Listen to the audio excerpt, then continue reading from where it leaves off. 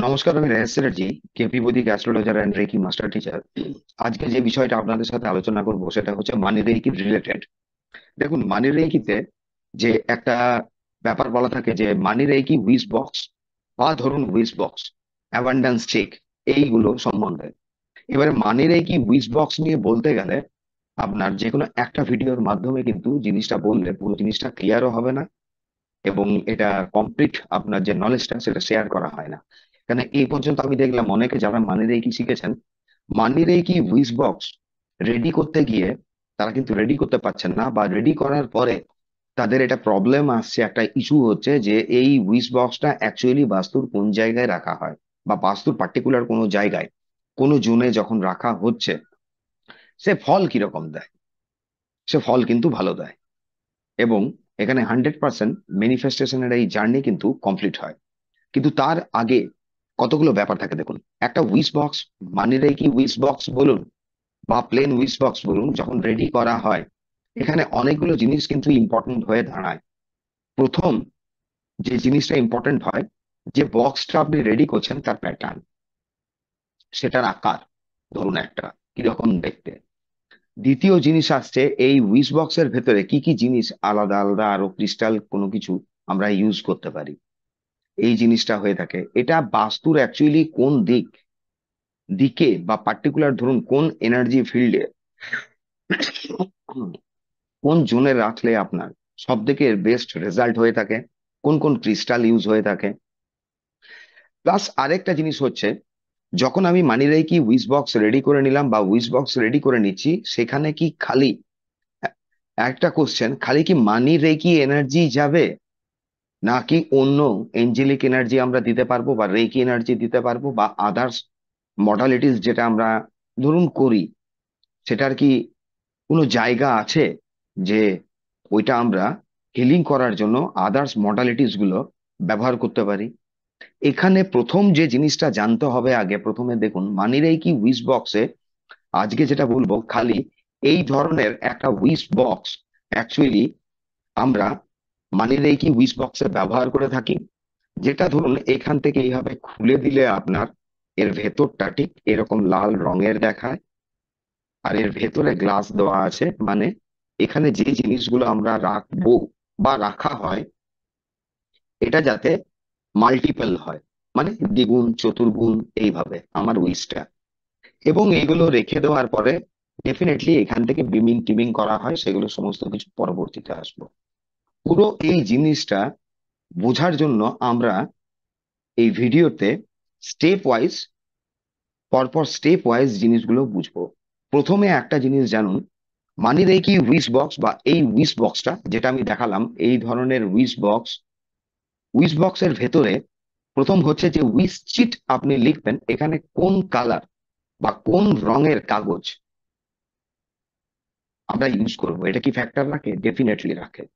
কারণ কি, আলটিমেটলি এই উইশ বক্সটা যদি দেখেন আপনি, কালার রং, এটা কিছুটা উডেন আর ইয়োলিস আছে, বা বলতে পারেন গোল্ডেন আছে। এই যে রংটা রাখা হয়েছে, এটা পজিট কোথায় করা হয়, এটা রাখা হয়ে থাকে কিন্তু বাস্তুর পশ্চিম দিকে। বাস্তুর পশ্চিমে কি কারণে? পশ্চিম দিক এই পর্যন্ত অনেকেই বলবেন জানেন যে পশ্চিম দিকটা হচ্ছে আপনার ম্যানিফেস্টেশনের দিক। তো বাস্তুর যে ম্যানিফেস্টেশনের দিক পশ্চিম দিক, অ্যাকচুয়ালি আমাদের যে এই বাস্তুটা হয়, ধরুন যে বাড়িটা আছে, একে যদি 360 ডিগ্রি একটা জিরো গোল বল ধরছেন, বা বাড়ি তো গোলাকার হয় না, কিন্তু একটা জিরো, একটা বড় গোলাকার আপনাকে ধরতে হবে যেটা 360 ডিগ্রি। এই 360 ডিগ্রির মধ্যে কিন্তু 45টা দেবতা ফিল্ড বা এনার্জি ফিল্ড থাকে। তো পশ্চিম দিকে এই ধরনের একটা এনার্জি ফিল্ড থাকে, যেটার নাম হচ্ছে আপনার পুষা এনার্জি ফিল্ড। ওই পার্টিকুলার এনার্জি ফিল্ড কিন্তু আপনার ম্যানিফেস্টেশনের জার্নিটাকে কমপ্লিট করে। এই জোনটার কাজ হচ্ছে কিন্তু আমরা যেটা ম্যানিফেস্ট করি বা উইশ করছি, বা ওইখানে বারংবার বলছি, এখান থেকে এই এনার্জিটা ডাইরেক্ট ইউনিভার্সে গিয়ে, ব্রহ্মে গিয়ে, ওইখানে বলতে পারেন মিররে প্রতিফলিত হয়, মানে আয়নায় তার প্রতিফলন ঘটে, যেটা কিনা আমাদের জীবনে তখন ম্যানিফেস্ট হয়। তো তাহলে আমরা যে এই উইশ বক্সটা হয়, এই উইশ বক্সটাকে অতি অবশ্যই আমরা কিন্তু পজিট করব কোথায়?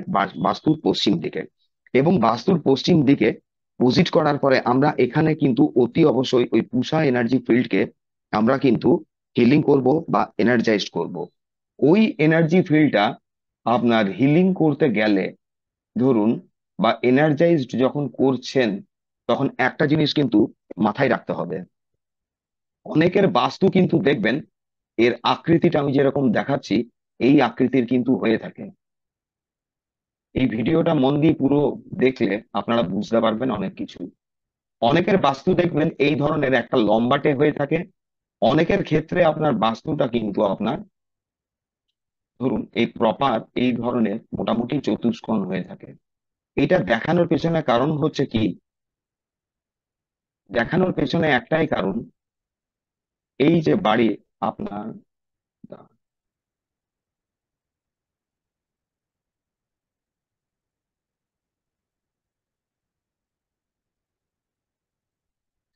এখান থেকে যদি আমরা একটা সেন্টার পয়েন্ট এইভাবে করি, বাস্তু